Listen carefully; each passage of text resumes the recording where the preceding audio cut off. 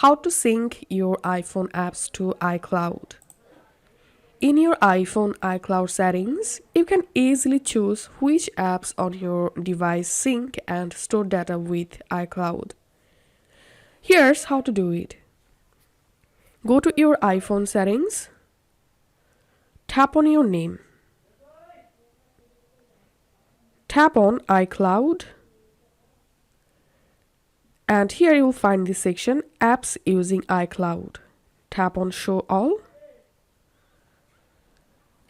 And now, from here, you can easily stop and start Syncs app on your iCloud.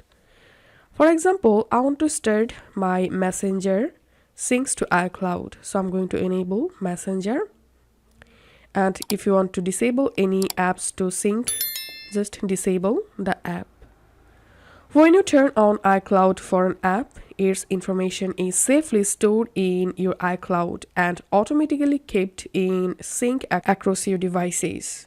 When you turn it off, the app no longer connects with iCloud, so your data exits only on your iPhone device. This is how we can sync apps to iCloud. If this video helped you out, please leave a like and leave a comment down below. Thank you for watching.